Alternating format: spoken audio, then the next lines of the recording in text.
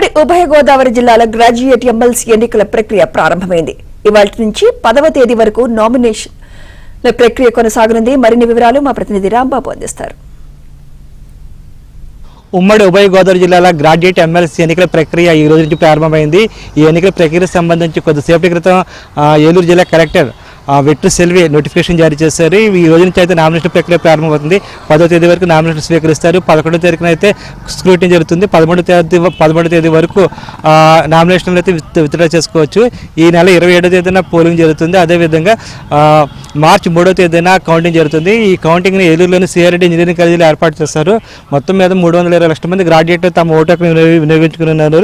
అదేవిధంగా ఈ పోలింగ్ నిమిత్తం దాదాపు 440 పోలింగ్ స్టేషన్లు అయితే ఏర్పాటు చేశారు. దీనికి సంబంధించి ప్రతిష్టాత్మకంగా అభ్యర్థులు ఎవరైతే ఉన్నారో వాళ్ళైతే ప్రతిష్టాత్మకంగా ఇప్పటికే క్యాంపెయినింగ్ నిర్వహిస్తున్నారు. ముఖ్యంగా అయితే ఈ ఎన్నికలను టీడీపీ కూటమి కూడా తన అభ్యర్థి నిలబెట్టింది. అదేవిధంగా ఇతర పార్టీల నుంచి కూడా కొంతమంది అభ్యర్థులు పోటీ చేసే అవకాశాలు అయితే ఎక్కువగానే కనిపిస్తున్నాయి.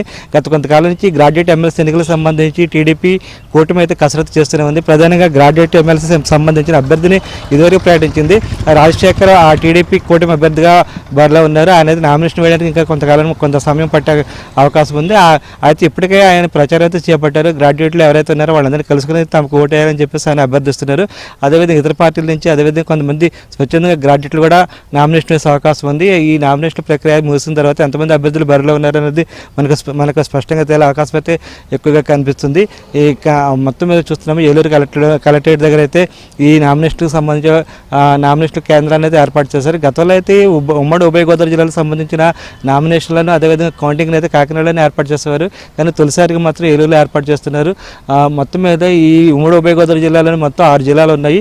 ఇటు తూర్పుగోదావరి, కాకినాడ, అరకు సంబంధించి అల్లూరు సీతారామరాజు జిల్లాతో పాటు ఇటు ఉమ్మడి పశ్చిమ గోదావరి జిల్లాకు సంబంధించి ఏలూరు అదేవిధంగా పశ్చిమ గోదావరి జిల్లా కొంత పాటు తూర్పుగోదావరి జిల్లా కూడా కలుస్తుంది. మొత్తం మీద ఈ జిల్లాలకు సంబంధించిన గ్రాడ్యుయేట్లు అందరూ తమ ఓటు హక్కు వినియోగించుకున్నారు.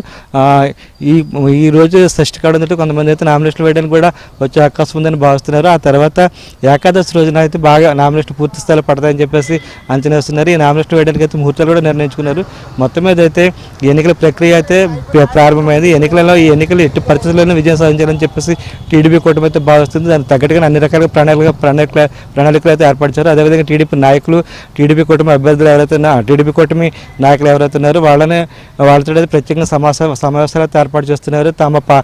తమ కూటమి తరపున ఎవరినైతే నిలబెడుతున్నామో అతన్ని గెలిపించడానికైతే టీడీపీ కూటమి నాయకులు అంటే టీడీపీ, జనసేన, బీజేపీ నాయకులు అయితే ఖచ్చితంగా పనిచేయాలని చెప్పేసి ఇప్పటికీ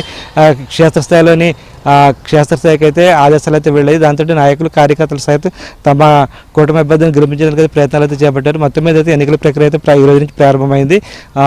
పూర్తి స్థాయిలో నామినేషన్లు అయితే పడడానికి అయితే కొంతకాలం ఉంది. మొత్తం మీద ఈ నెల 10వ తేదీ వరకు అయితే నామినేషన్లు అయితే సాగనున్నాయి. Video journalist Venkateswara Rambabu, ABN Andhra Jyothi, Eluru.